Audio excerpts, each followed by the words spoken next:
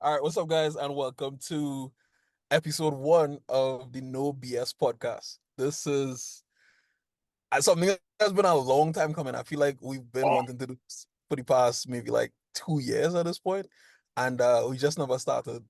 But we started now, and I guess the objective with the podcast, what we kind of aiming to do, is to bring the first fully objective and based like podcast in powerlifting and just like be as real as possible and cover topics that like you might not see on like other popular podcasts where they might like shy away from certain things or like fail to mention something or just have like a biased opinion.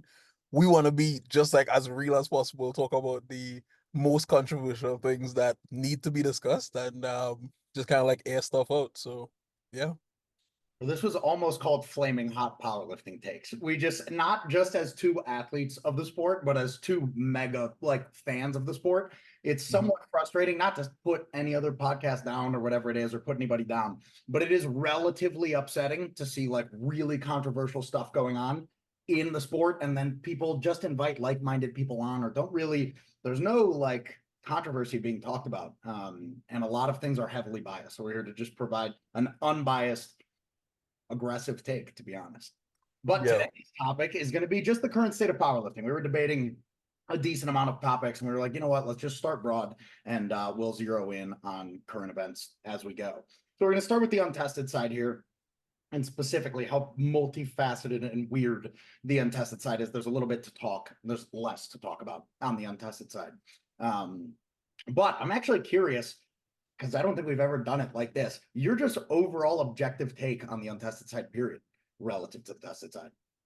Okay, so if we're saying that we were gonna name this flaming hot takes, this is my take, right? Sorry. Is untested powerlifting dying? I feel like it might be because to me, like when I first got into like lifting in general, right, and I used to watch a lot of like YouTube and stuff like that. I would say probably like 2013, 2014, around there. I felt like if the guys that I would look up to would be guys like Dan Green, Kevin Oak, just like those guys who were like leading powerlifting in general, and those guys were on the untested side. And I felt like if my thought process behind powerlifting was like, okay, tested powerlifting is for like the accolades and the recognition, but untested powerlifting is for the money, and that's where like the actual strong guys compete. No, I feel like ever since I don't know, maybe like the pandemic and like especially after, The I split. yeah, yeah, I feel like if tested powerlifting is kind of like um taking off a little bit more, and I feel like untested powerlifting, the guys who were kind of like the like champions of powerlifting in general, might be kind of like fading away. So I don't know what you think, but I feel like it might be dying overall. I don't know. So I don't know about dying overall, just in terms of there's never not going to be a group of guys that are like really strong that are taking gear and lifting weights that are there has to be a spot for them to compete and legitimize a total. But Yeah. you're 100% right, right? Like all of powerlifting was tested powerlifting was a joke like 15, 20 years ago, like early 2000s. Not like a joke, but relative to untested powerlifting, it was like you guys are the guys that don't want to take gear, fine. Like, whatever. It's like that kind of Yeah.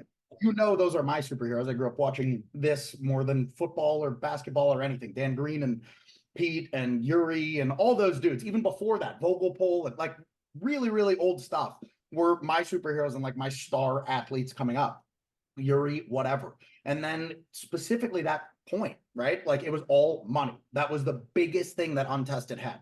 Tested Yeah. always organization in terms of a route, especially while the USAPL and IPF were together, just a clear organizational route to a world title, which was sick.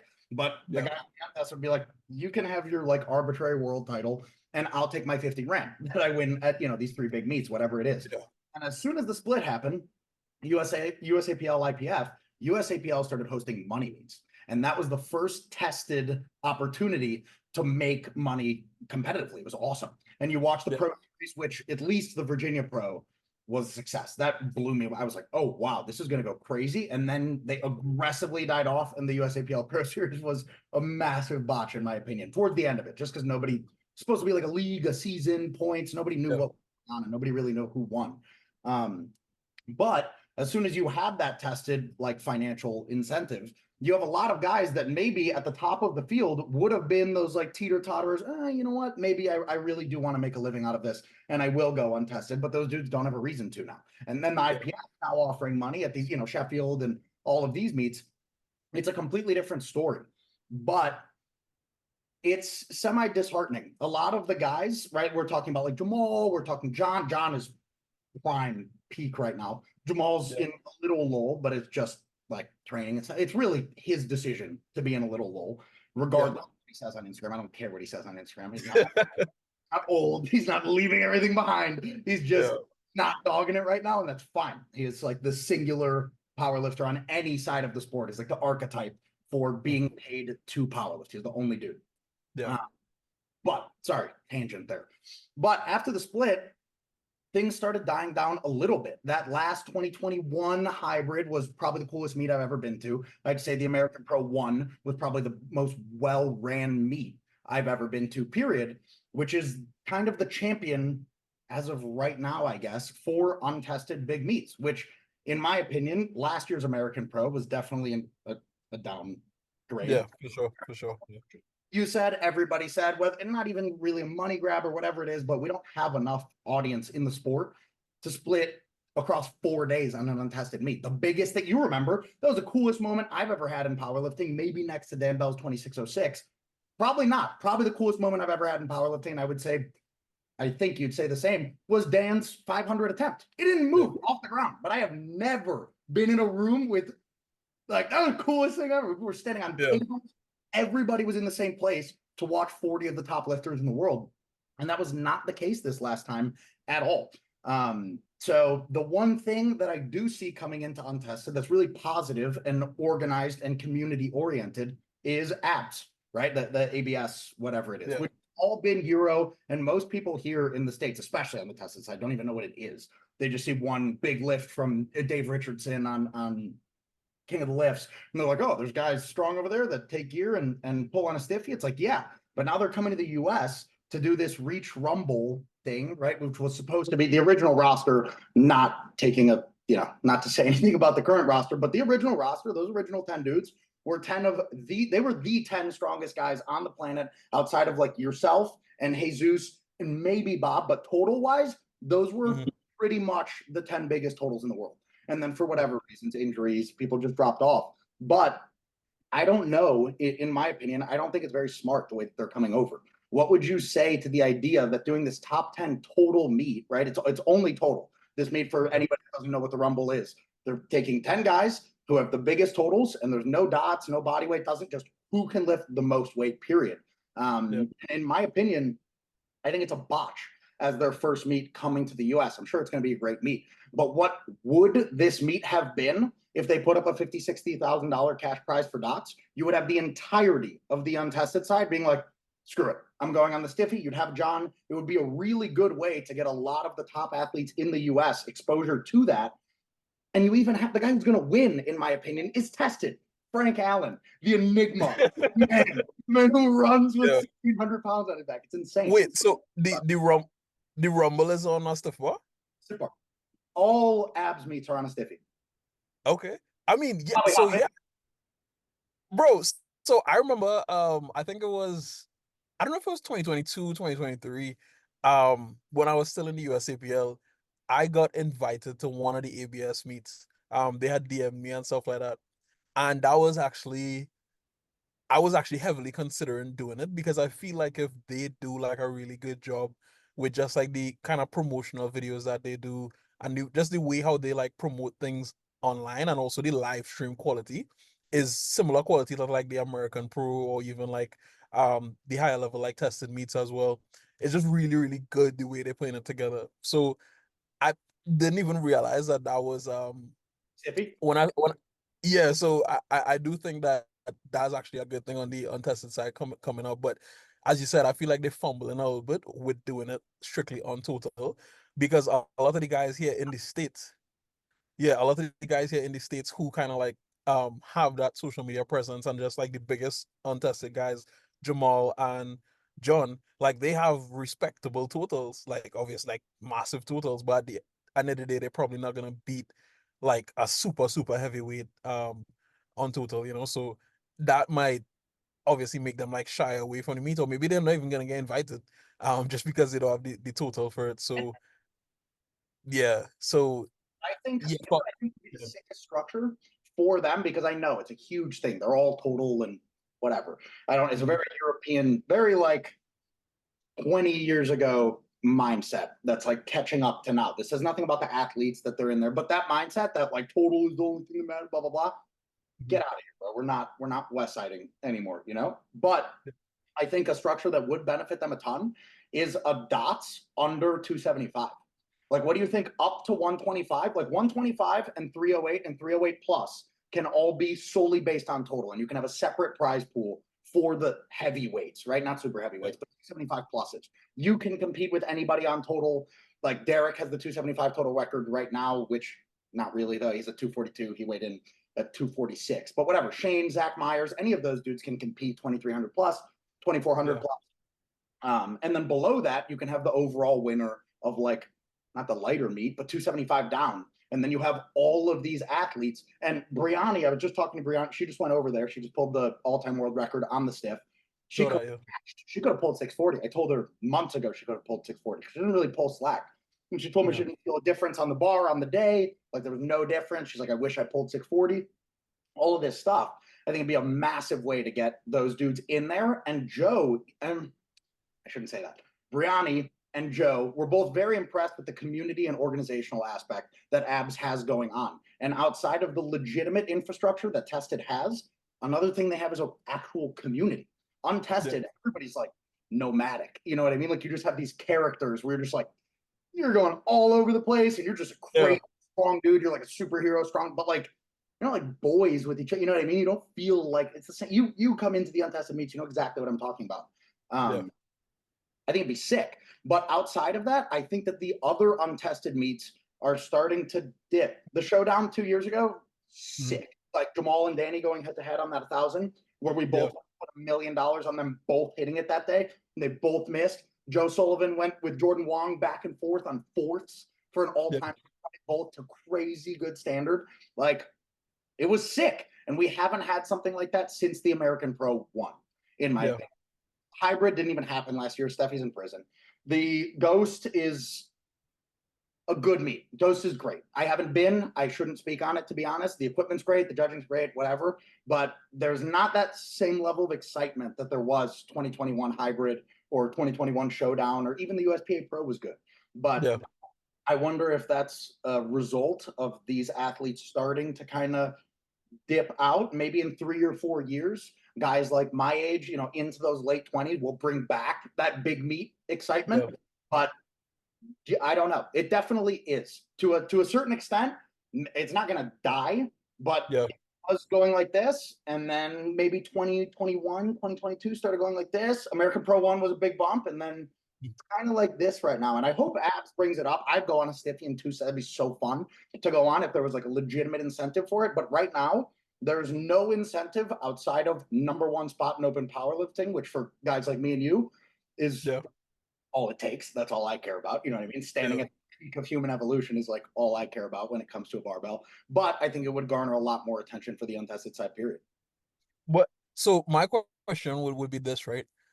Who are the guys that you see coming into the untested that could really like take the reins from those like bigger names? Because I feel like on the tested side, right? I think the reason why my initial thought process was untested is dying. Monzo and the Elliott Yeah, Scott because kids coming in. it's like on the tested side, you have guys who literally are like in their prime, like myself, Jesus, well, obviously Taylor, he's kind of dipping out. But you had guys who like we still here, and then you have guys like Nonso, Timor, and then all these other guys who like coming in while we still here. So it's almost like if like I could see the next generation already, and my time isn't even done. So it's like I feel like if the growth is there. So who are the guys on the untested side that you feel like could take those like reins? All right. First of all, we lost a few really good characters, right? If you remember back to Hybrid 2021, which I wish you were there, it's the coolest meet I've ever been to. That meet felt the most like that ever. You had Dan Bell hit his 2606 in reps. You had John Hack hit his, I think it was only an 860 pull or whatever, but it was his biggest 198 total. I think it was his best dots at the time. It was just something crazy. It was a crazy meet. And you had the up and comers, right? Dawson was coaching Shane. He was handling Shane, but Dawson was super strong coming up after a little plateau. But you had Shane and Brandon have massive breakout meets, and they were honestly the talk of the meet outside of Dan Bell and John's ridiculous accolades. They were like, dude, who are these kids? These kids just came in out of nowhere, and Shane put up his first 881. They both pulled all-time world record, junior all-time world records. It was sick, even a weight class apart. And then we lost Brandon. Shane is Shaning right now, who is actually going to be at the Rumble and should bounce back like crazy. I think he's dealing with a little nerve thing in his quad right now. He said his left quad's like atrophying. I don't know. But the thing is, they don't have to be in the sport now, right? Like, I would love to say me, I'm not going to squat 8 though, and I'm not going to bench those mid. I will take the reins on any pull, guarantee it, Pat Hickey, Patrick Horvath is in my class. That guy's sticking around. Dak is sticking around, right? In the two, Cody just doesn't get talked enough because he's not on Instagram, but Jesus, that guy is insane. Up there with the best 220s of all time right now. Just bench 550, right? Yeah, he did, yeah. Yeah. I mean, what are we talking about? You know what I mean? These guys are maybe more low key, but the other thing on the untested side is when people are irresponsible, which sucks, it's a sad reality of the sport, but guys can get really strong really fast, like, Kyle Curvey. Do you know Kyle Curvey? I think so, yeah. I'm not really bodybuilder. He's actually Liam's favorite bodybuilder because he's also strong. He's the guy who made me originally want to do the 225. Okay, yeah. I know, yeah. Massive, dude. Yeah. He's crazy. He just did a powerlifting meet. He put up, I think it's I believe, don't quote me, it's the heaviest first meet total of all time. It was 1,000 keys plus.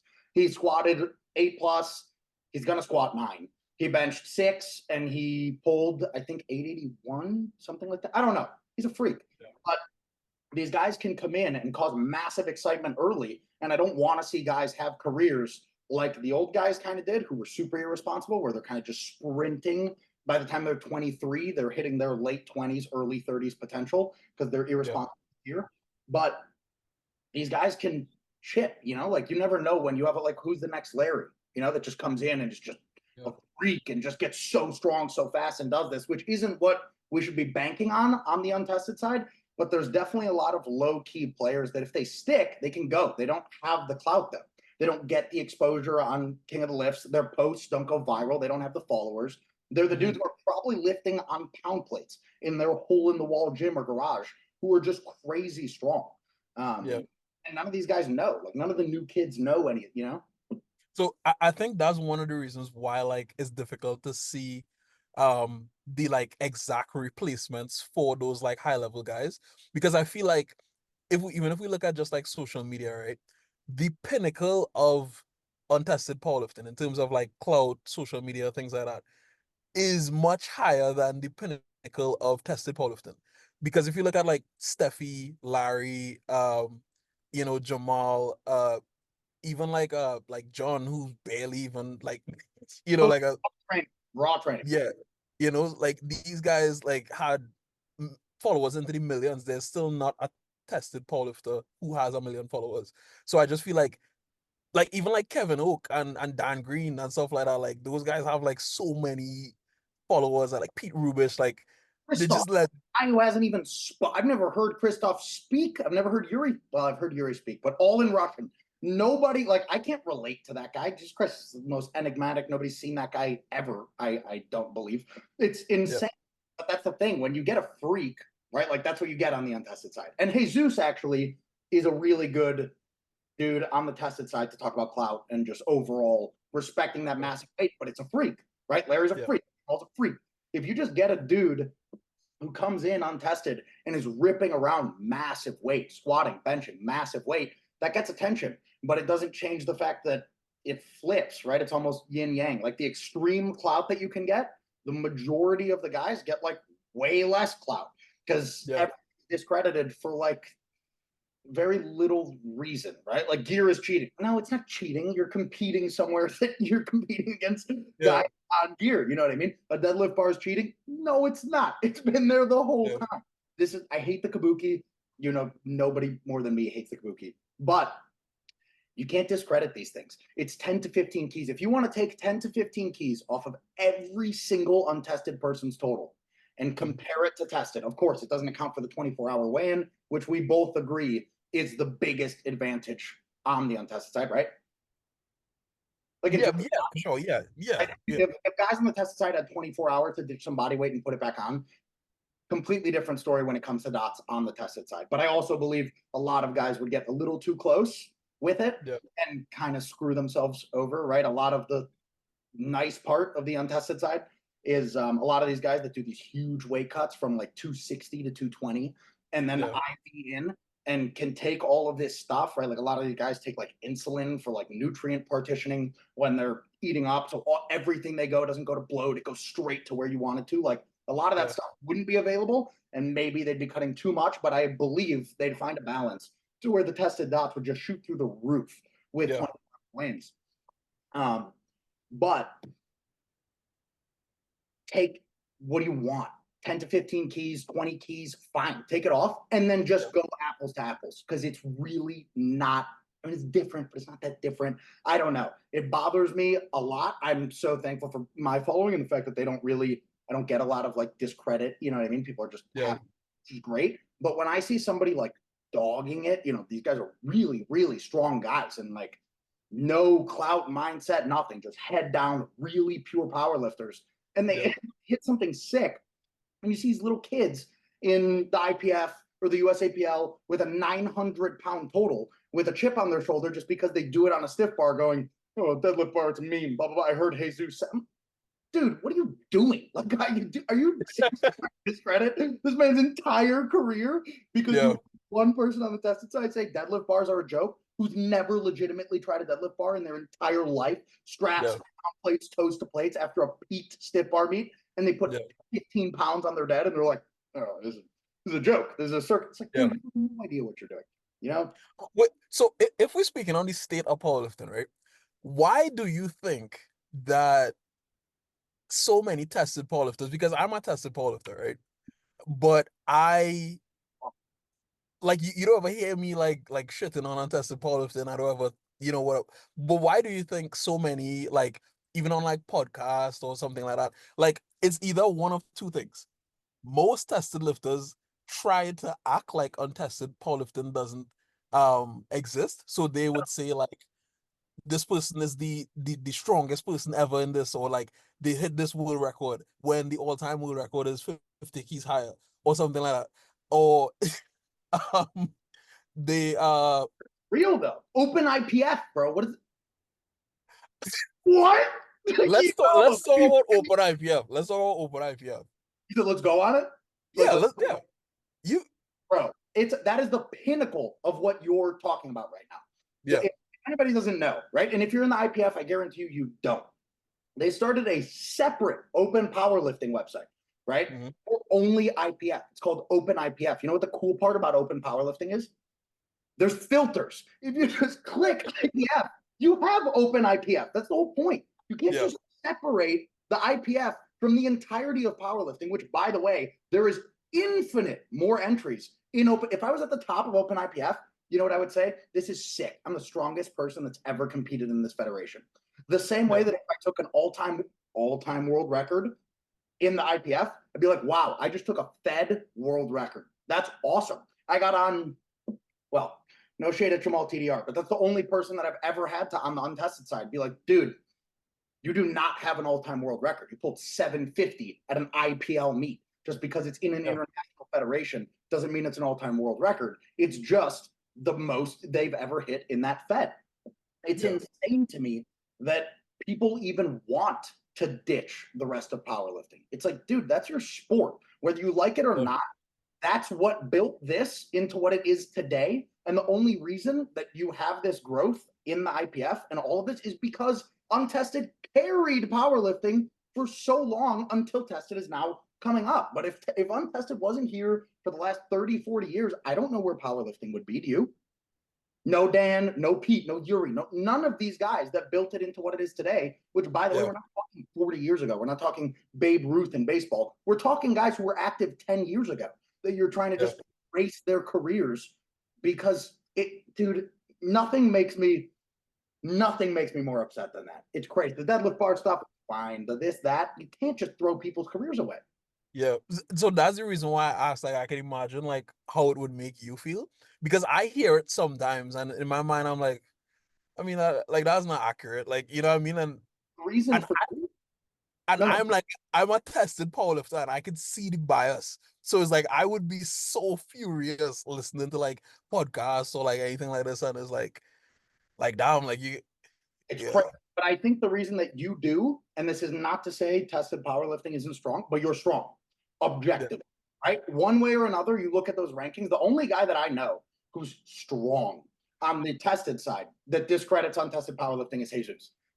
yeah, I have zero idea why. There's no reason. It would only help him to say untested powerlifting is like big. You know what I mean? Because he's at the top of it. It's like he's number one. He beat Dan Bell. You can't discredit Dan Bell's entire career because he took gear. Like, it was legal. It's where the sport was at the time. Not to mention, he had a full-on like career in tested powerlifting. He was, I don't know if he was IPF, but he was definitely USAPL. John obviously had all of this, which I think is the number one reason why people are hesitant on the tested side. I bet you there would be a lot more people on top of already the ignorant people that say that John isn't the GOAT or John isn't blah, blah, blah.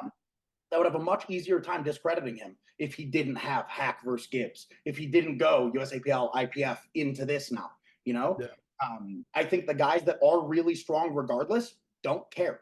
And they realize that while gear helps, of course, and all of the benefits that come with untested in aiding your total, nobody's totaling 200 pounds more because they're on the untested side. It's not a thing. I don't know a single guy, except for maybe extremely light position, like deadlift specialists that just get in this ridiculous position. But outside of that, the guy who's pulling 9 on the untested side is not pulling 7 on a stiff bar. You guys are crazy. So I think it just comes down to like strength, straight up. Bob, like Bob doesn't care. I have the amount of talks I have with Bob that are just all about absolute power and this chase of like crazy. You know what I mean? He doesn't care about a title, care about any of this stuff. So I think that's mostly it. And I think a lot of these kids that are now in the sport with the increase in talent pool don't know any of these like mass, you know, they don't know Dan Green. I met a kid who didn't know Joe Sullivan while I was with him. I had to tell him this kid came up to me about whatever, a hip little issue. And he's like, oh, dude, the 9 was insane, blah, blah, blah. And Joe's like, oh, I can help with that. And he had no idea who he was. I had to tell him he's the guy who the bar bended around his back to, he's like, oh, you do that video at 5 million views. It's like, oh my God, you know? So it's a lot easier to discredit it when you have a massive uneducated pool of kids with chips on their shoulders that aren't strong. And you have the top dudes on the tested side, right? Like Jesus or whatever it is, saying we're trying to aggressively discredit untested powerlifting. It's really easy to write the narrative when people don't have all the pieces. You know what I mean? Yeah, I feel you. I think that's it. But it's an injustice. It's very sad. On the untested side, you need strong intrinsic motivation because there is not a whole lot of extrinsic motivation outside of that number one spot on open powerlifting or happening to be one of those freaks that can really just market yourself as this crazy guy and get all that clout. Yeah, I think that's something you were trying to talk to me about, right? Because obviously with my situation right now, I have no extrinsic motivation, so like I'm forced to um find it within myself. And that was something like I was struggling with for a while, and you were like, bro, I don't understand. Like, I why don't would get it, bro. Like, what are you we know? talking? But that's so interesting for me because to me it's like I do this because like I want to be the best, right? But at the same time, that is not intrinsic to me. I see that as like extrinsic because I want to beat everyone that there is. You know what? Okay, that's actually interesting. For me, it's very intrinsic. Like I'm like I want to be the strongest version of myself. If I happen to have like really bad genetics or whatever it is, and I've been training for so long, I wouldn't care if I end up 600th on open powerlifting. I'm here to max out myself. I just so happen to have the genetic potential for this deadlift to come up. That's why you don't hear me saying I want to be number one in the total. I'm not going to beat John Hack. It's not going to, you know what I mean? It's not going to happen. I don't care. But you really have to have that head down. Yeah, that's when you were coaching. Bro, I also, just a small thing here. Ron went 4 years, the 4-year ban between beats, like first USAPL, not the Buffalo. Yeah, it was 2018 to 2022. So 2018 to 2022. yeah. You can't have that. There's no such thing as not having, like, you 100% have intrinsic motivation when it comes to that. Nobody dogs it for 4 years, bro. So Shed, bro, for what? so I think it was still extrinsic because like I tasted what it was like to win and be the best, which was in 2018 when I had like all totally open. So it was still me just thinking, damn, I'm too talented to stop. You know, like that. That's So now, so it wasn't really like even I spotting, bro. Like, I don't know if anybody knows this, but Ron squatted his first 8 after 10 weeks of no squatting, basically being bedridden on spondy. Like, yeah. that type of stuff, maybe the extrinsic motivation for you is just that strong. You're just like, I gotta beat these guys that bad, bro. But Yeah. for definitely all in here. Anybody that's ever told me they're gonna go to a meet and beat me or out total me or out pull me, which has been one guy actually. I had the conversation with him. I was like, oh, dude, I don't care. Go for it. Like, I could not care less. I'm there to do my thing. But that's interesting. I think at least on the tested side right now, whether me or you, doesn't matter, just an athlete in general, there is significantly more extrinsic motivation to join the tested side and climb that ladder than there is to be at the top of open powerlifting. But tested. Okay, let's go. All right, you want to do IPF or USA? IPF. We'll talk USAPL relative to IPF because that's kind of what the USAPL is turning into with the amount of grade over IPF. Okay, so similar to the way that we started the untested, is the USAPL dying? Yeah. Wait. Oh no. What happened? Trinidad connection. This happens probably 4 to 5 times a FaceTime. Ron! Where are you, Ron? There we go. Did you rejoin? I did rejoin. Do we edit that or do we not edit that? We probably need to edit that. I tried to do my best theatrics in between. It wasn't good. Yeah, whatever. The is the USAPL dying? I said yeah. It doesn't have to, but if what's happening now is going to continue to happen, if you're not going to see guys like Bob revert to the USAPL, if that's really the direction this is going, then yeah. Like, who do you know in the USAPL right now, right, that would like challenge anybody in the top 5 in this last year of IPF competition? Frank No. Allen. Frank Allen. That's the only guy. Frank Allen is propping up. He has the USAPL on his shoulders, running out of the rack backwards. I swear to God. But Yeah. I don't know a guy. Which I don't even know if that's sad. It is sad for me because like I fully bought into like the USAPL dream. And what? I love the USAPL. I still think collegiate Nats is probably the best ran tested meet ever, at least that I've been to, with that number of athletes. Sure, Sheffield, like these mega IPF meets, sure, but the talent pool is much smaller. It's over a much longer day. This is like collegiate Nats is one of the most impressive things I've ever seen done organizationally on the side of powerlifting. It's a team thing, and these kids, I mean, how many lift? Like 500 plus, right? It's crazy. Last collegiate I think was 1100. 1100. I mean, what are we talking about? That's it. Anybody, if you brought that to untested powerlifting, we would explode.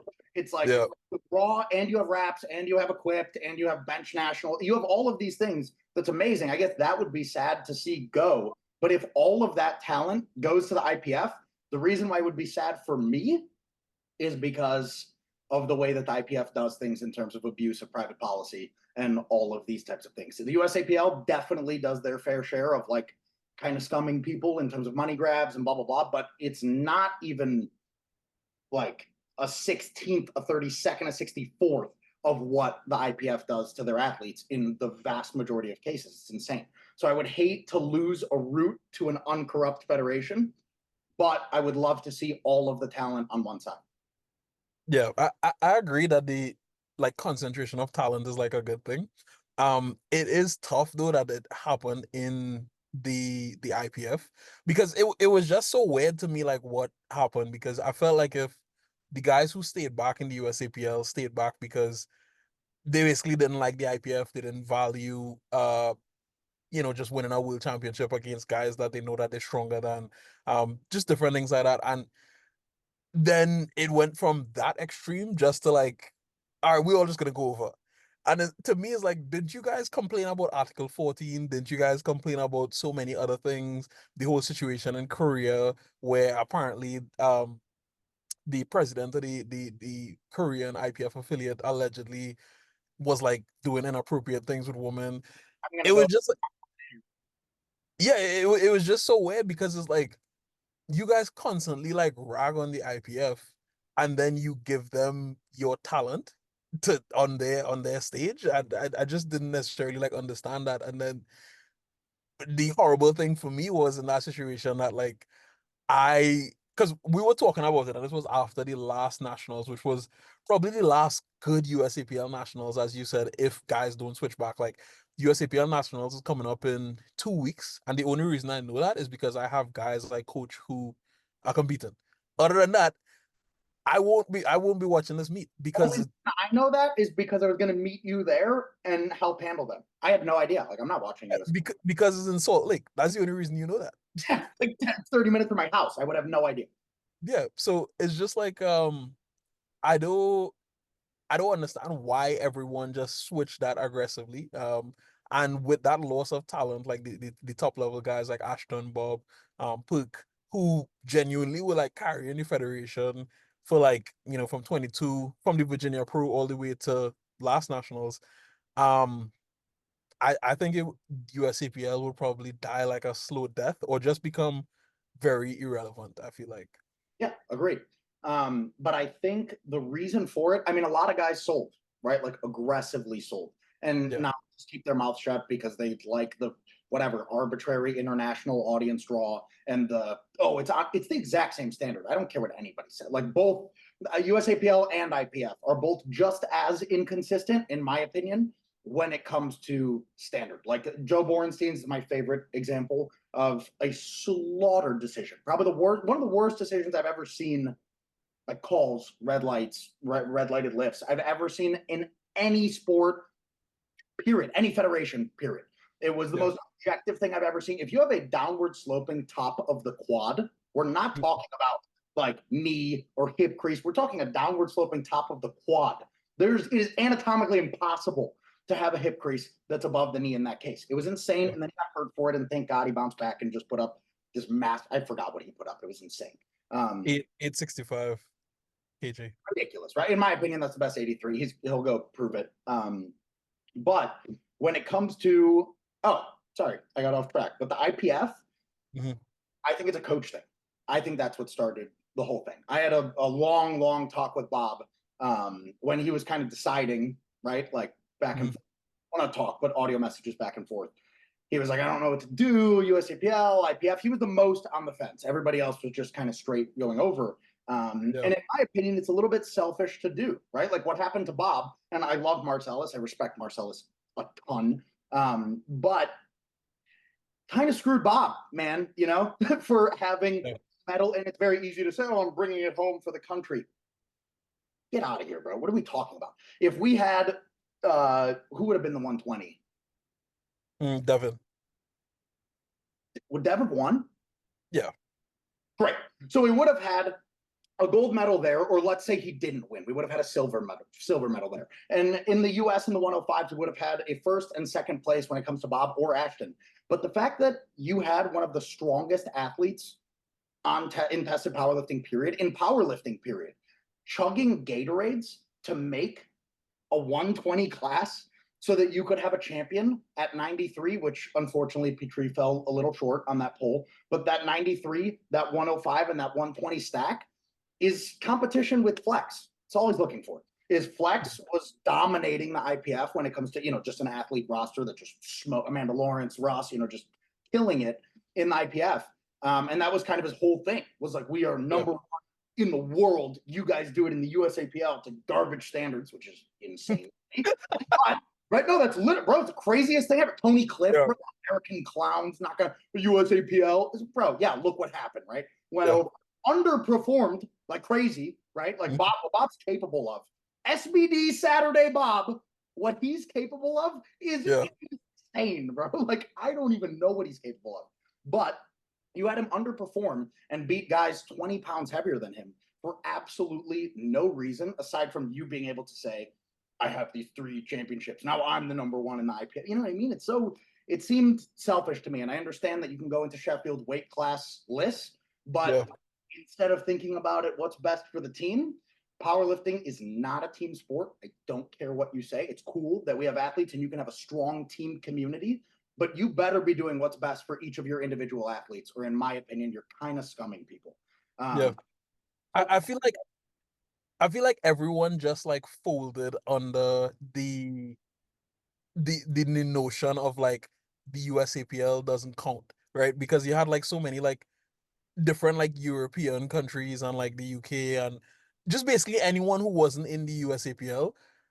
All of a sudden, after this federation from 2012 all the way up to 2020 was destroying your championships, like IPF World Championships, right? And sending world champion, the same federation, right? All of a sudden now is like, oh, the USAPL doesn't count, the standards aren't the same, the this, the that.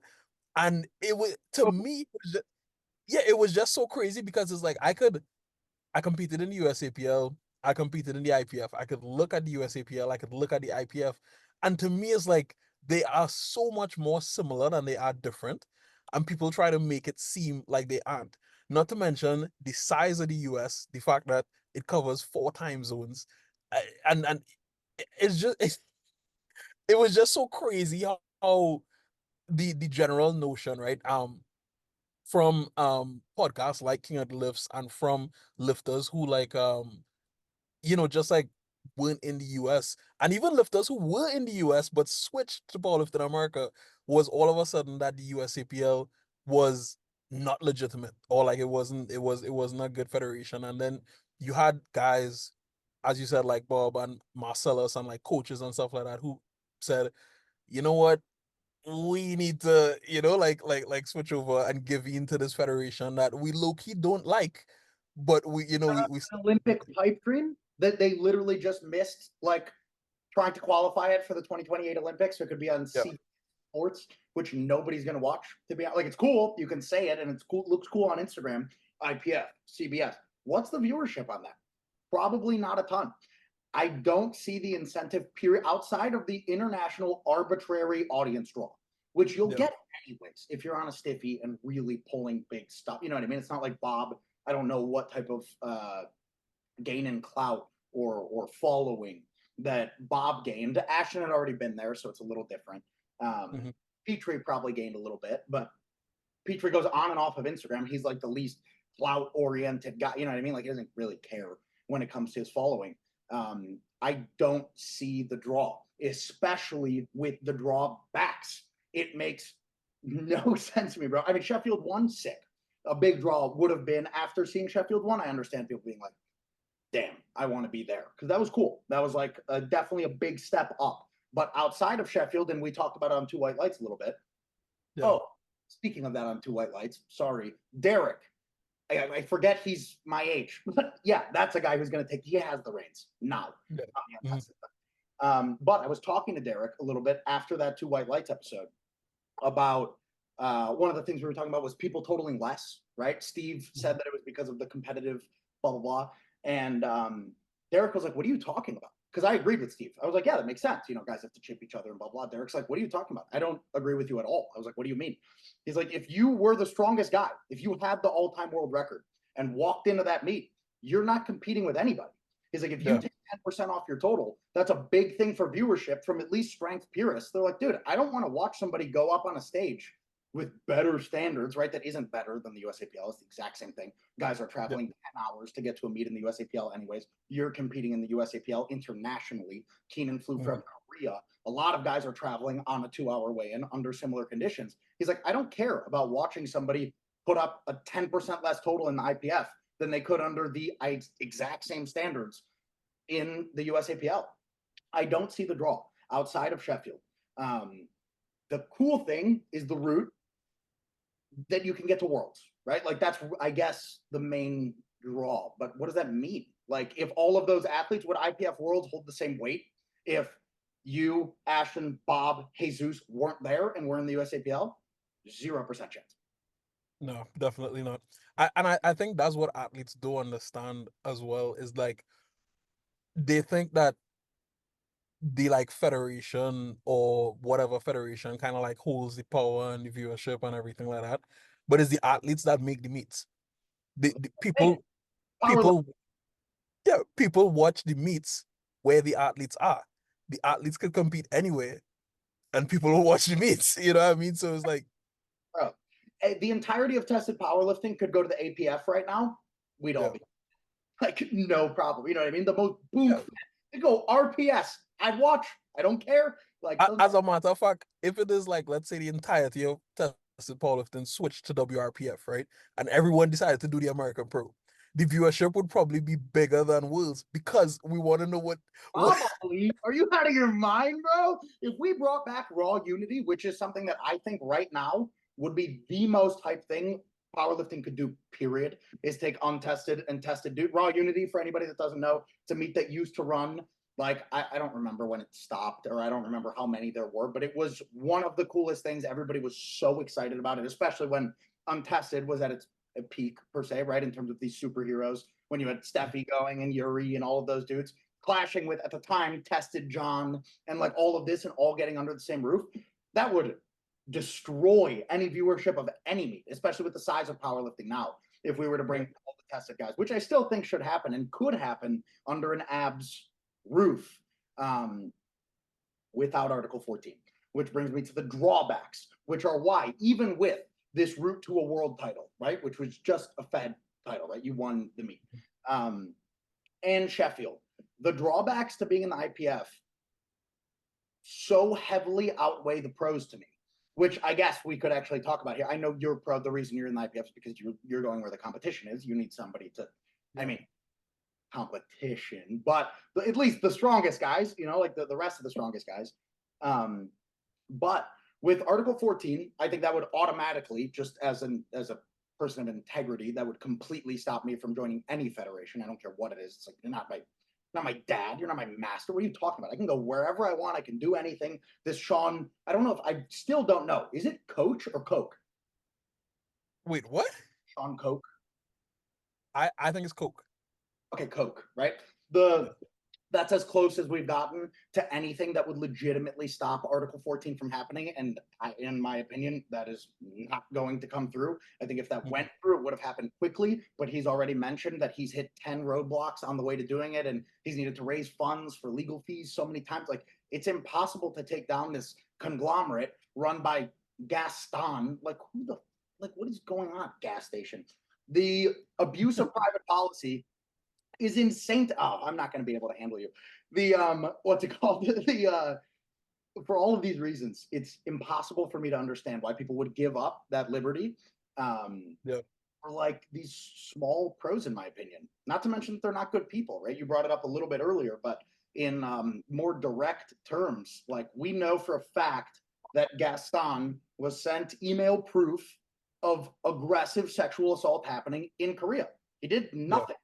But he really made sure something happened about Fortino trying to tandem deadlift with Jesus at a corrupted summit. He made sure to do something about you being wherever you were, whatever 15 bans you've gotten at this point for absolutely no reason. He made sure to do something about that. But no, Taylor and Delaney in the Rhino cage, cool. They should crush it. I can't understand. I think the selective enforcement of the rules and just the I guess the downright like bias and like favoritism that is shown has been crazy. And it's like time and time again, like I feel like I've obviously gotten the short end of the stick, and it's just getting to a point where it's like I always like expect the worst. You know what I mean? So it's like, That's a learned behavior, by the way. yeah, literally, it's a learned behavior. Defense mechanism to not being let down aggressively. Yeah, so I don't know, like as you said, is like I really wanted to see the USAPL succeed because I felt like if it was the lesser of two evils, like obviously the USAPL is not perfect federation. I don't think any perfect federation exists, and I don't think any perfect federation would ever exist because it's run by humans, right? But at the same time, I just felt like it was the lesser of two evils because that like sense of like control over the athletes wasn't there. And my thing was like, let's say for example the IPF was making like actual real strides towards like, hey, we're gonna be in the Olympics, right? Then it would have been slightly different, but even then it wouldn't be different because there are Olympic sports. Most Olympic sports actually don't have that rule because that rule violates I believe it's some sort of like European antitrust law where you basically stating that like you basically saying that because you competed in this other federation, you are on steroids, even though we haven't tested you positive for steroids. So you basically you basically like insinuating that we don't trust you because you've done X.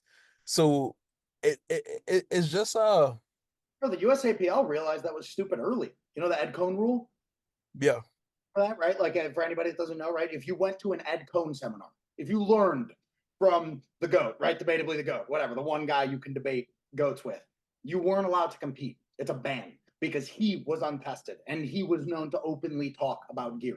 But we're not kids, right? Like these are full grown men. We're not at school. You're not paying us. We're not getting a job. If you want to own athletes, sign a contract and pay them. Like that's fine. You know what I mean? If you were getting 100K to stay in the exact same federation, you couldn't move, that's fine.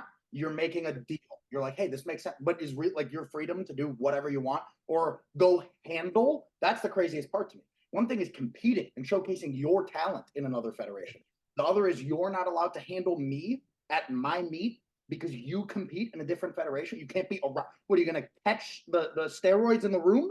Like, I don't understand. It's like you know what I mean? Like, what you're going to be around the top untested guys in the world, and you're just going to like. I don't know. It's way too much, and I think if it was less, it wouldn't be half as big of a deal. Even if it was just the competitive clause, it'd yeah, be different. But it's all these little things. It's like I can't go compete in a stupid deadlift unsanctioned competition with two guys on the same bar, or I can't go handle my guy who's trying to total his first 1,000 pounds. Like that yeah, stuff is a major deterrent, you know. And now they're trying to implement this like 14 to 16 apparently, this like league or whatever where guys have to compete every like 14 to 16 weeks, from what I've told, and that is just going to lead to the absolute plateau, downfall of talent. Like, period. You're just gonna have guys expressing strength to strength to strength to strength to strength. The only way that works is if our year was twice as long and had whatever it is, 730 days in the year, and we had a legitimate 365-day off season for guys to build, and then that second year had 3 meets, right? Like whatever it was that you could go. That would be cool. I would actually love that if there was an off season year and you were yeah, watching athletes just build and build and build and build and build. And then over the course of 1 year, there were 3 meets, right? Like whatever, 12 weeks, 12 weeks, 12 weeks, or 16, mhm, 16 weeks, 16 weeks, 16 weeks, or something in yeah, between, maybe 14, whatever. And then you had those guys, yeah, they're going to put up similar totals. They're just peaking the same kind of strength, maybe chip it. But by no means is having like a season in powerlifting ever going to work because there's no off season. You're just continuous, maybe building for what, 4 weeks? It's not building. yeah. Wait, 14 to 16 weeks would be what? That would be 4 or 5 meets a year. Yeah, that's Mm. insane.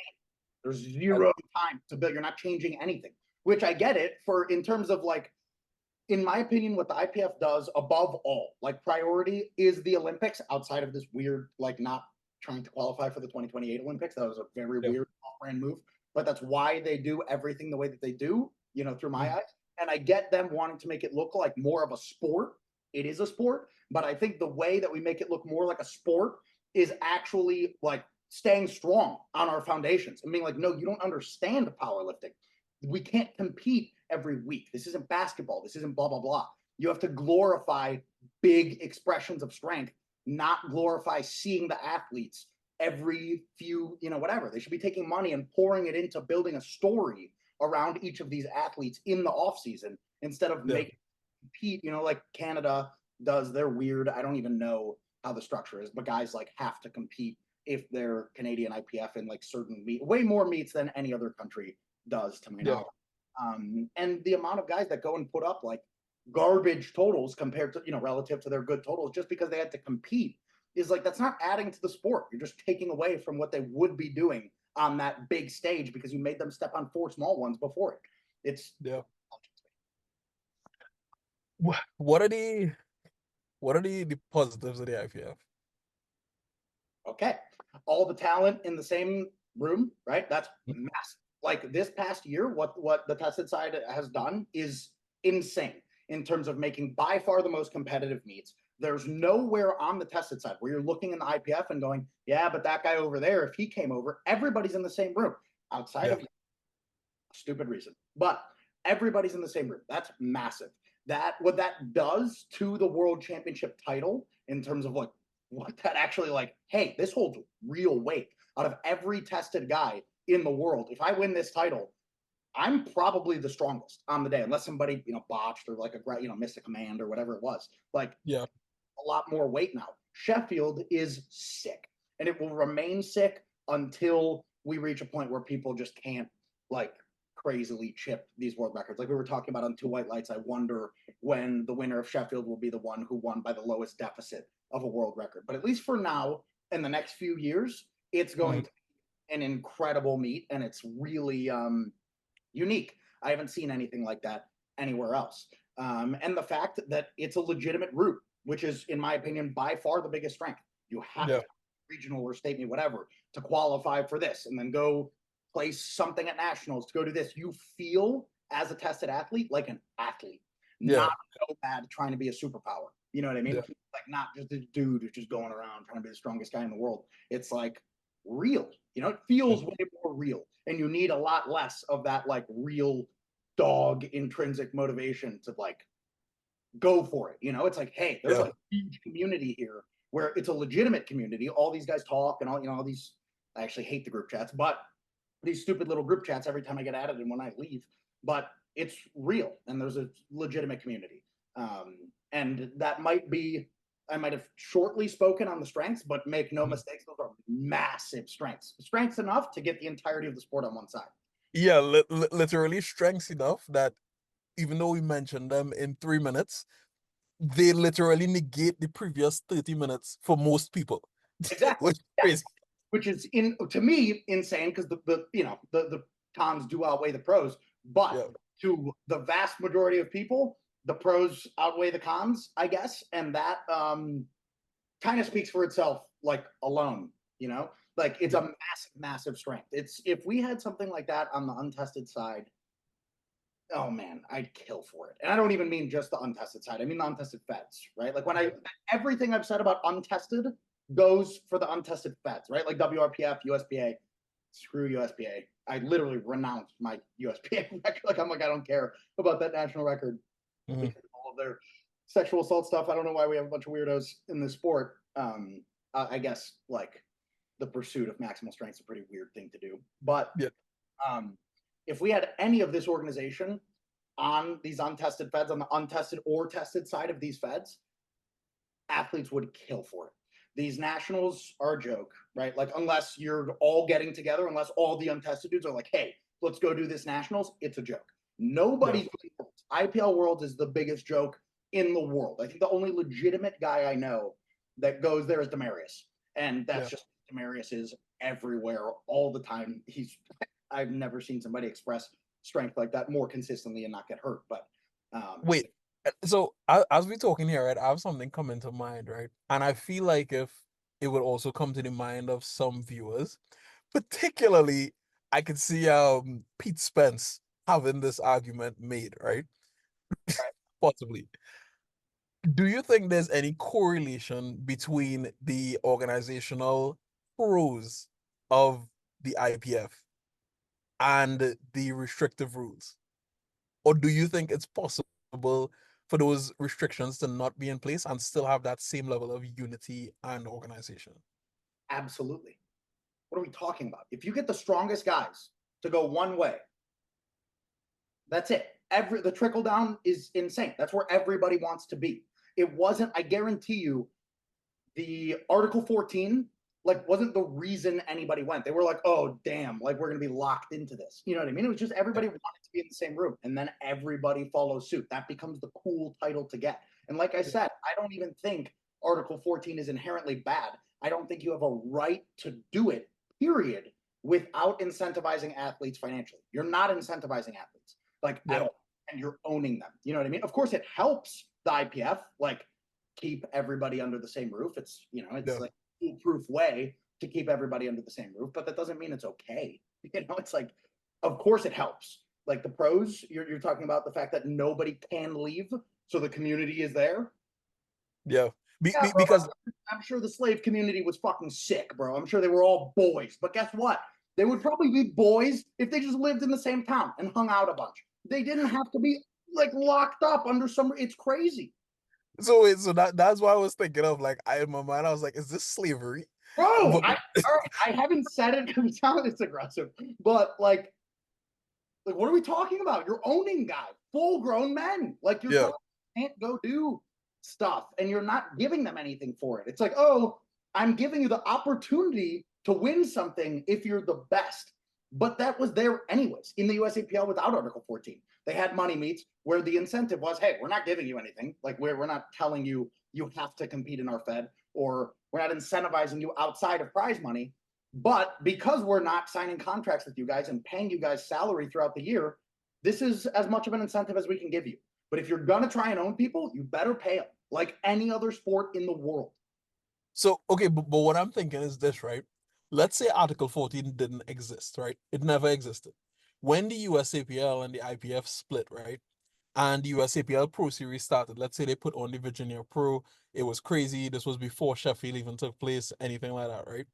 Don't you think that without Article 14, that next Pro Series meet, which maybe might have had more money or something like that, do you think that that would have maybe, yes.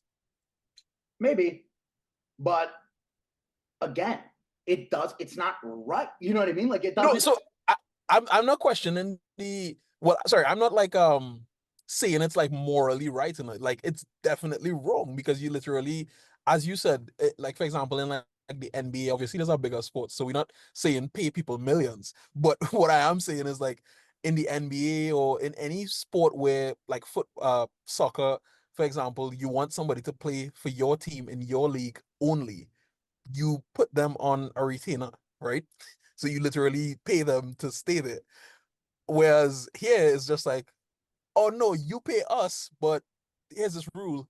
Like you can't stay.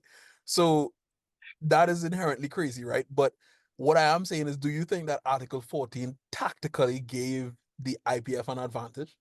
It 100% did, in a very morally wrong way that as a man of integrity, you shouldn't bow down to just to go to the IPF. Even if they can't do, it's on the IPF to figure out, they have funds, right? They just paid whatever it was, $500,000-$600,000 to be on CBS Sports. Mhm. Why isn't that go, like I can't understand why that doesn't go to athletes or why that doesn't go somewhere. Even if it can't be monetary, it shouldn't be the free kit, bro. It's like free kit, sick. You are now an underpaid advertisement. That's what you are. You're an underpaid salesman. They just got you for no reason. Now you're on your story. You're exposing their products to absolutely everybody for no reason. Not you and the SPD sponsored athletes, but the guys who aren't sponsored by SPD that get these kits and post it all over their story. It's like, I don't know what to say. Or if the sponsorship is just a kit and no salary or no nothing, it's like you're an underpaid salesman like you are with any 10% code or whatever, which I don't even, do they give out codes? I don't think so, right? SPD doesn't have codes, they have referral links. Right. So literally, unless you have a salary, there's like no way to do it. You know what I mean? It's on the IPF, in my opinion, to incentivize their athletes better so that they shouldn't want to go anywhere. They shouldn't, like, that's how freedom works, is like you should be the best product. And that's what should attract everybody. And your meet, like let's say that this exact example, right? USAPL Pro Series comes what, 8 weeks after Worlds and Mhm. 10 weeks before Sheffield, right? It's like, are those guys going to step on that USAPL platform to screw their Sheffield if Sheffield is that good of a product? Yeah. No. Like maybe Ashton goes over there and puts up like a really sub-maximal total that was already on program and just picks up some money. But why does that hurt the IPF? He's not having his big performances on that stage. You know what I mean? Yeah. It's just little promotional thing. He's trying to pick up some money because the sport doesn't pay you. It 100% to answer the question, give them the tactical advantage, but not a tactical advantage that anybody should bow to or one that they should feel comfortable imposing on full grown men. Yeah, for sure. I just wanted to like get that like Oh, perspective of we've as well. never even thought about. Yeah, like that's I've never fleshed out my ideas on that. Yeah, because obviously like for me like my emotional perspective is that damn this is the worst thing ever, but from because I've like personally been affected by it, but I think the only guys that have been affected by Article 14 like for real are like me and Keenan. Yeah, Dan And yeah, which is crazy and because and who? Coke, Sean Coke.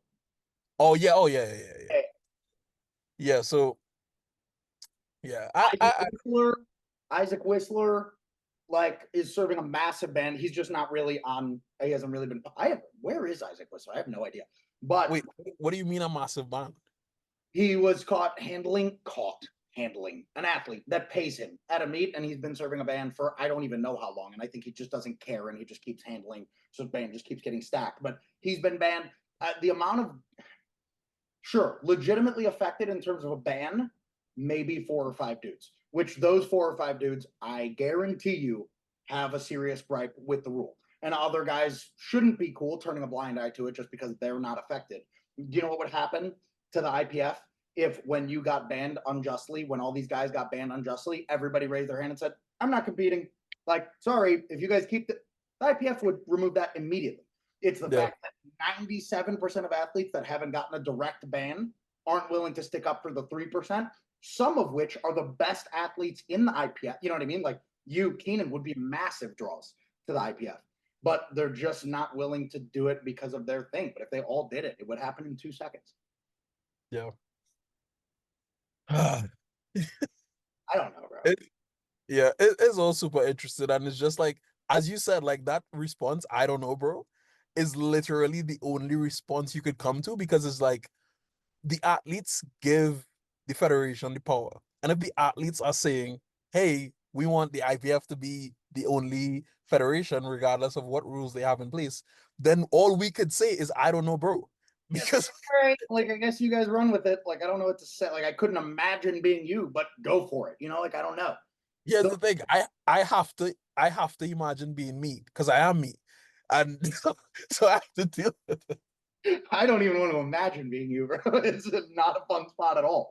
But that's Yeah, the thing. Maybe those 4 or 5 dudes with the legitimate bans get affected by it like crazy. But every athlete, or damn near every athlete, is affected to it by a certain degree.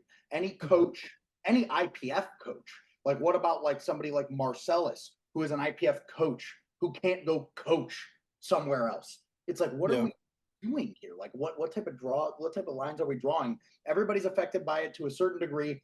And I wish, honestly, there were more guys who were getting bans because it would blow it up. I know it. Hey, if Jesus, I don't want Jesus to get banned. Don't take this and run with it. But I'm just saying, right? If some of the biggest draws on that side, if Perk, Jesus, whatever, got banned, I promise you that would be out. Like yeah, fast. That would not be a thing. So I don't know. I hope people sack up and like stand up because I don't really know what to say. People are just kind of running with it. yeah. I guess we can say like if it does come to a point where like the IPF is truly just like unified like that, and all tested athletes are on that side mostly, and the USAPL continues to like die, which it is, then I don't see anything changing because they have no reason to. Why would they? You know what I mean? Like Great. I don't see there's no incentive for them to change because everybody's bowing down. Like that exactly. Yeah. So you meet as a no matter as a matter of fact, there's incentive for them to not change because it's like, hey, it's working. working. That's the whole point, bro. That's how Like, every country, empire, great city. It's how they've all fallen. It's like Yeah. every time somebody takes a little too much power and people are just like, oh, well, what am I going to do about it? Whatever. They run with it. And then it crumbles down when it gets too far, which I hope it doesn't get too far. I hope it backtracks, but that's it. Do you have anything else? Wait, how long have we been running for right now? I have Zoom Premium now, so. Okay, so I guess the last thing I wanted to touch on is the state of powerlifting from like a athlete perspective, right? Because we almost named this podcast the only two normal dudes in powerlifting, right? And the reason why we named it that is because everybody in powerlifting seems to have some sort of hang up or just be weird in general, right? So why do you think that is? I think it's the pursuit of maximal strength. I think Mm. 100 years ago, this was not a thing. I think the biggest, strongest dude in the village or city or whatever, the guy who could build the most railroad tracks and build the building the fastest and go kill the animal and go break, that fittest dude was the coolest dude around. It was the coolest thing in the world to be the biggest, strongest, most capable guy. And then Yeah. around whatever it is, 60s, 70s, into the early 2000s, all of a sudden the breadwinner is not the biggest, strongest guy. It's the smallest guy who's the smartest and with the biggest eyes and the fastest fingers typing. That's Yeah. the guy. So now we're in this weird like transition period where like hyper evolution since like actually phones and TVs and blah blah blah in the last 20, 25 years, 30 years, we've evolved at a faster rate, like exponentially faster rate than at Yeah. any point in history. And very quickly we lost like breadwinner, being big, strong guy, very valuable skill to have, into now it's like, are you passionate about this, bro? Because like you're not going to use this in your daily life ever. Yeah. Like, you know what I mean? Like this isn't a thing. So the only guys that have a, still like a really, really strong pursuit of maximal strength, it does not to say exercising is, a weird or niche thing to do, but Yeah. powerlifting in terms of ditching everything else, no drinking, no drugs, no social, no this, no that, head down for 10 to 15 years, forcing physical adaptation at an optimal rate, gotta be a little weird to like, like do that. And that's Yeah. inherent and it's fine. I'm weird. You're weird. But there's some, Am I weird though? Bro, I'm not weird. We are the only two normal dudes in powerlifting. fill this with talking for a second. Okay, so here's my thing, right? I think that I've seen weird guys in powerlifting fit into three archetypes, right? One is the anime head who always uses some sort of anime audio on the Power. Yeah. Yeah, absolutely. right. That's weird. Like you and I watch like animated stuff, but at the same time, it's like we not like I base my entire personality around Goku. Like that's crazy. And by no means did I like watch an episode of like Invincible and be like, oh, tomorrow I'm gonna crush my deadlift. You know what I mean? I'm like, yeah, that's a show, bro. Like if that wasn't animated, I'd love that. Just as good. Exactly, right? The next archetype is the guy with the ridiculously massive chip on his shoulder. This guy, Ego? what? Ego guy? You mean? Yeah, like the ego guy. He overrates other people's RPEs. He squeezed. He squeezed. I'll hit her right now.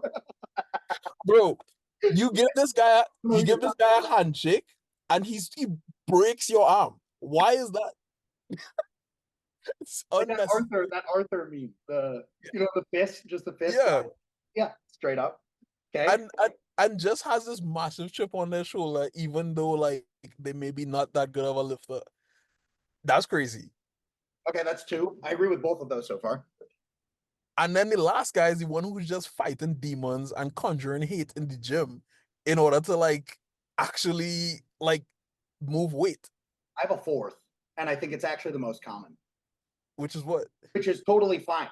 We're not talking down on any of this. We are objectively looking at like the types of personalities that are in the sport. And I think the fourth is maybe somebody that didn't have the easiest time socially, or maybe somebody who, whatever, addiction, like horrible, people who went through tough stuff, and resorted to the gym and found a new life. And it just became such a savior for them, whether it was social, right? They had nothing going on socially, and then they came into the gym, especially on the tested side, and they found a crew of 10 guys who really love this. The amount of not strong powerlifters I know who only powerlift because the rest of their friends do, because they found friends in the gym, probably the majority, to be honest. The bottom 50% of powerlifting are those guys. Yeah. And then guys who were saved like from addiction and horrible stuff, who were just like, you know what, this was such a savior. This is going to be the biggest part of my life. That's fine. But like Ron said, we're definitely the most normal guys in powerlifting. No, Ron, I forgot why you always win, because your guy's nuts, but you just got outplayed.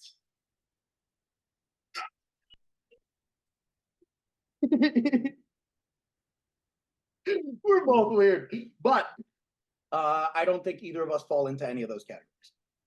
Yeah, for sure. Like, Maybe I was just wondering why the majority of guys fall into those categories. I guess. I don't know. I will say I wish it was more. I don't know. I wish there were more dudes that were just in it because they love it. You know? Yeah. Like Brandon, like I'm only in this because I love it. I'm very fortunate to have a lot of other options to go with that I honestly probably should. Like way more, you know, like successful, lucrative. Yeah. I just don't care. Like this is it's the only thing I'm gonna do. And you have zero incentive outside of beating all the guys you want to beat to stay and do this and really climb that massive hill. Yeah. I just wish there was a little bit more of that. And on the untested side, you have drug addicts as well.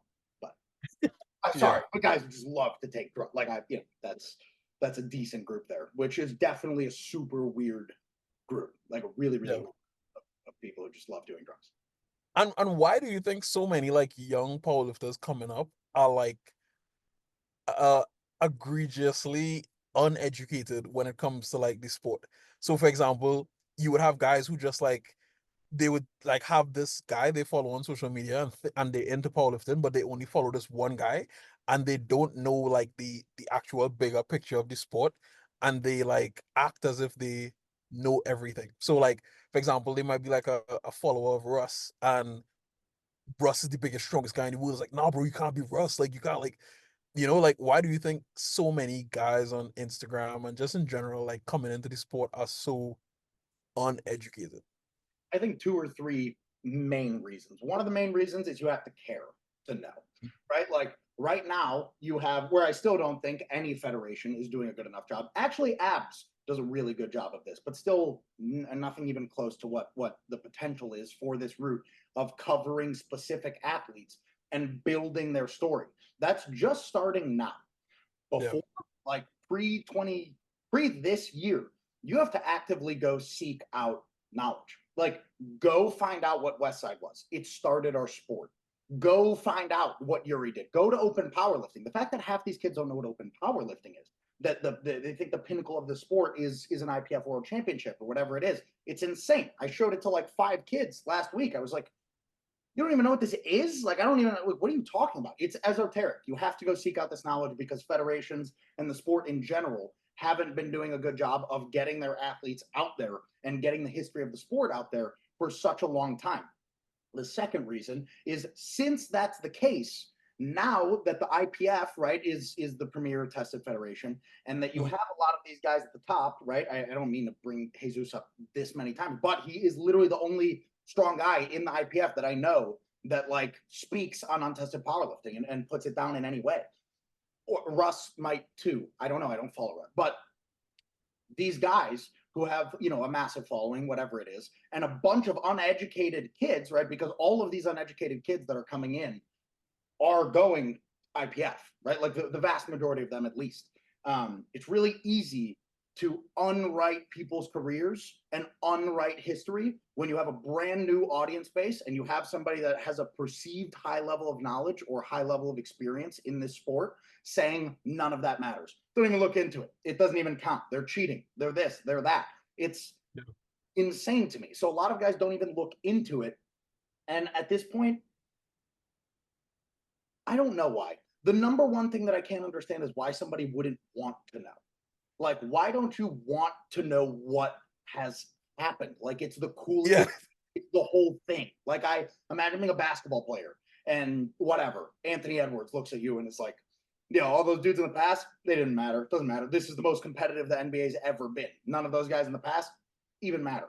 Like, imagine Yeah. not being like, hey, I want to find out what the 96 Bulls were like. You know what I mean? Like, really, like, understand the history of this sport and what built it into today. And I believe that if all of those kids that didn't do that spent, I mean, not giving homework here, but whatever, spent an hour a week YouTubing. I'm not talking about here, you know what I mean? I'm just like straight up. What is this? Who is this guy? Blah, blah, blah. They would have such a better holistic picture and understand just how subjective these takes are about the state of certain federations and how biased the biggest podcast in powerlifting is. I'm sorry, but that's a big part of it too. Is a lot of biggest voices. I love Ryan. You know, we're cool, we're great, but because he's IPF affiliate, like officially, you know what I mean. He gets paid. Yeah, literally, yeah. He's done such a good job of building himself into like somebody that gets hired to do this stuff and gets paid solely for. He's not an athlete, you know. He doesn't compete. This guy's just been here for so long and crushed it, and at least up until a few years ago, given such fair, objective showing of, you know, everybody's lifts from any Fed.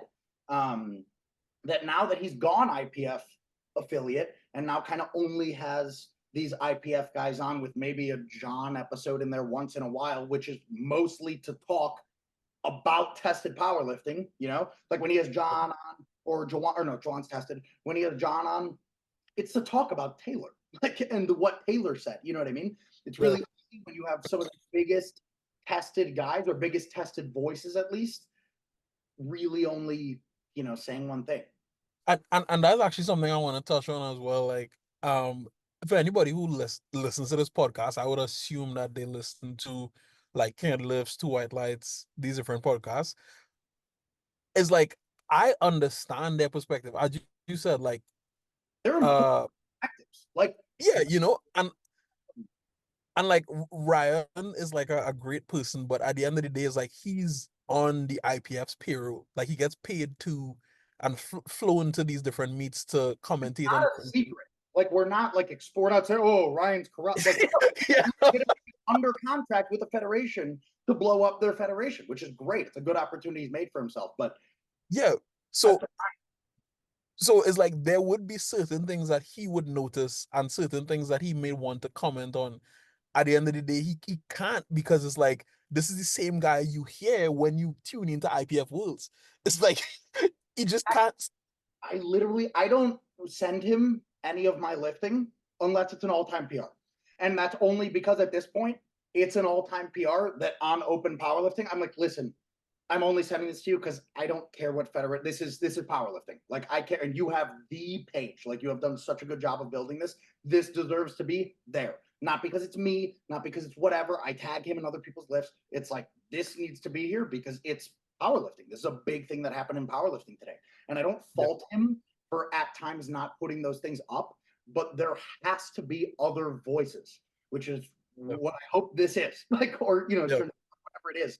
There's just voices on this side of the spectrum, right? Which he has to be on this side of the spectrum, right, Ryan? I guess this is tested. Why? But this is tested. Two White Lights does a good job of seeing both sides, but it's still only one perspective. It's a very specific. Yeah. You know what I mean?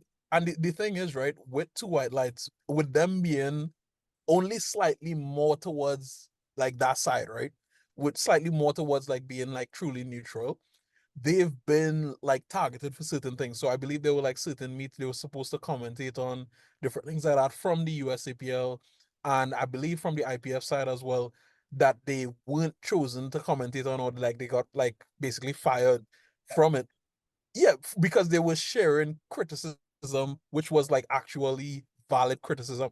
So it's like a lot of these federations, and we say in the IPF, I don't want to bag on the IPF, most of these federations are run by people who can't take constructive criticism.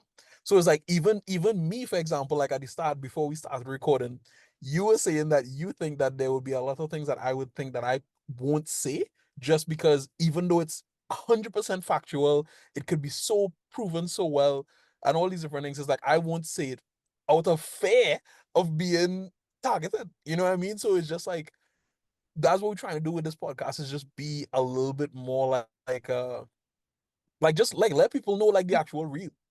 Yeah. No BS powerlifting. That's what. Yeah. That's all we're trying to do here. I am talking. I always try to talk from as much of an objective standpoint as I can, and bring, of course, subjective opinions into that, but try and at least see the other side. And I know that a lot of those. I mean, Two White Lights definitely does try to see both sides. Ryan like kind of can't, right? Like his is a very IPF podcast and page, which I think, and actually, I'm comfortable saying I know he would like to cover all sides, because before he was under contract, he did. It was like the coolest thing ever. He got posted on King of the Lifts 2-3 years ago. I'd get 600, 1,000 followers, 2,000 followers, depending on the, like, it really, really was king of the lift that day. If you saw a deadlift up, you knew it's because across the whole internet, that's the strongest guy today. And you're like, damn, I'm following that guy. I want to keep an eye on that guy. And that's what's lost when you lose that objectivity from a podcast. So I don't know. Maybe we'll go no BS. Maybe on the Instagram we'll throw up some lifts from the days. I don't know. I have a pretty good list of people. Bro, stuff. That requires such a, like, you need to be all over the place, bro. Like, because I think, like, to give Ryan some level of credit as well, it does take so much work when you probably have like a total of 300 guys that you have like tabs on, plus new guys every single week who might just pop up with like a huge lift that you don't even know this person. And it's like, to stay on top of all of that is crazy. Insane. But the one nice thing, which I hope none of this has discredited Ryan. I'm not trying to discredit Ryan here, like, at all.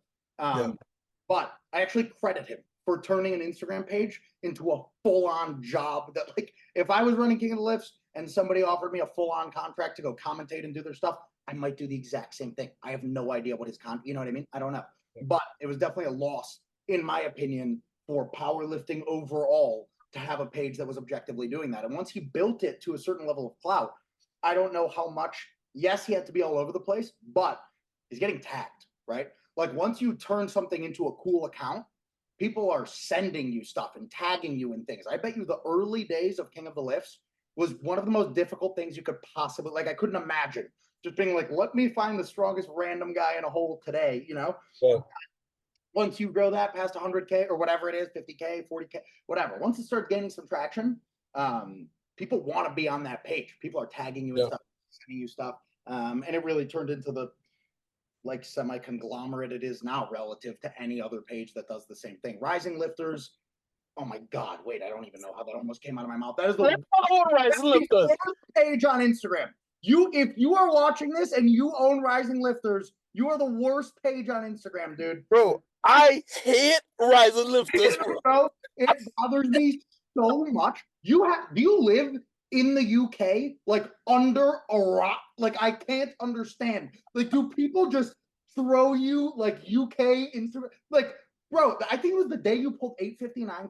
It was the same day I pulled 9, bro. He DM'd me. He like saved it. He was like, bro, it's crazy. Blah blah blah. I was like, oh, he's gonna post it. The next day was I always forget his name. I don't follow him. He's a UK. He's friends with Nonzo. He's like a Jack. He has a like hair. Oh, James Addock? No, I know James Addock. Oh, I don't know who that is. God, yes you do. He strong UK powerlifter. He has a bunch of followers. Younger guy. Oh, yeah, I know who you're talking about though. Oh, bro. Whatever. The same day, right? If he didn't want to do the deadlift bar 9, cool. Should have. If he didn't want to do the 859 triple from the strongest 120 in the world, cool. That same day, this kid throws up a 265-pound overhead press. That's what I saw on Rising Lifters. I was like, dude, I almost French pressed that. It's like, what are we doing here? You're supposed to be a powerlifting, maybe Rising Lifters, bro. This kid has 300,000 followers. It's an overhead press. I can't, bro. It's insane. Oh man, bro, you stand alone, dude. Good job. Like, for real. The only times I've been reposted by Rising Lifters is one when I pulled 9, because I feel like that was like, you couldn't ignore that because it was 9 on a stiff bar leading into with a 2300 total. So that was like crazy. And then the next time was when he tagged me saying Nonso was coming for me. I wasn't even really I posted. told you not to say any of that. I told you that's going to be run with like crazy, giving that much credit. But still, yes, that's what I'm saying. Like, why aren't you? I don't see Ashton on there. I don't see Bob on there. I don't see Jesus on. I don't see the strongest lifters on there at all. I don't even see the rising lifters on there. I see like, I don't know, his favorite lifters on there, like just guys he like likes and throws. Bro, You know, she that if biased was a page, it would be rising lifters. I've never seen anything like it in my life, and I really had high hopes because the early days I was really with you. I was like, man, you know what? We lost powerlifting motivation too. Back in the day, that was like them and King of the Lifts, and then they started selling clothes and whatever, selling all their stuff. But that used to be cool to get posted. I think Rising Lifters posted, I think they posted my first 800 way back, like on pounds with straps. And it's only because I screamed and it got this attention. Like it was an opportunity for Clout for him. And then the next thing I think he posted was my 855, like hook with David, laid in Alpha, whatever, with David and Kieran and Devin and everybody. And that's just because it looks like a lot of weight. But like, bro, one thing would be if he didn't see it, you know what I mean? But like, he DM me telling me he's like saved like the 400 kilo, the 905, the 916 for almost 2. Like he's contacting me about it and then posting like an overhead press. And I'm just like, bro, I don't care, right? It's not like, post me, but it's like, all right, if there's objectively impressive stuff in the world of powerlifting going on and you're choosing to post a super mid overhead press, like 265. I don't even know what that means. Yeah. 5 overhead press. What do you think you could overhead press? Me? Yeah. I've done 315. But what do you think? Right now maybe 345. Sheesh, that's heavy. Because I did 315 when I benched 515. So I don't know. You probably do more then. I don't know. My bad. I did 245 for 6, but I have no idea what like actual. I feel like that aggressively drops off. Like the ceiling, the rep work doesn't really replicate. Like I just hit like a, you know what I mean? Yeah, I trying to find that guy's name who we were trying to find. He's friends with Nanzo. That's the only thing I know. Joey Shaw. Yes, him, which is also not an attack on that guy at all. This is right lifters. It's like, dude, congratulations on the sick overhead press. I do not mean to put that down as aggressively as I just did. While there's stuff going on in the big 3 lifts that are super impressive, an accessory lift that isn't even that impressive, like there's guys pressing 405, 500. I just saw the fastest 500-pound overhead press ever done. It's insane. Granted, he's not a jacked little dude, you know what I mean, that would get a bunch of clout, but it's objectively not a crazy overhead press. The fact that went up is like, it just tells me everything I need to know about the page. I was like, all right, I'm not gonna tag this guy ever. I don't even want to be on the like, I don't want to be there. I don't want to be dudes, bro. Like I have zero interest, Put me I want to be with Tom Havlin. At least King of the Lifts post Tom's stuff. I think you can't ignore it. Right? Like this is elite. And I just saw whatever, Mitchell Hooper? I do, yeah. He made a video. I just saw it today. I don't know how old it is. Whether Tom Havlin or not could win World's Strongest Man. You didn't watch it yet? I watched like 30 seconds of it, and it already kind of bothered me a little bit. I actually really like Mitchell Hooper. I think he's the man. But he was like, deadlift, I think it's a draw because like my best pull is like 915 and his best pull is like 1,000, but it was resting on the rack at the same height as a deadlift. I was like, dude, you're a strongman. Like, what are we talking about? Deadlifts from everywhere. You're wearing straps too. Tom was wearing straps. Like he's on a rusty bar that doesn't have bearings. I don't know if you guys know this, but barbells are made to spin independent of what you're holding on to so that the rotation of the weight doesn't throw you. Tom is lifting on a piece of metal. It's a bar. It's the craziest thing I've ever seen. The guy does 300 kilo double overhand holds for 30 seconds. I'm like, all right, you're just actually Thanos. Like, I don't know I'd kill him. That's like pinnacle of who I want to meet or be. But I think Tom could totally win. I don't know how he just got to Tom, but I have no idea. It's hard. But I don't know. I mean, that's all I got. at least on this.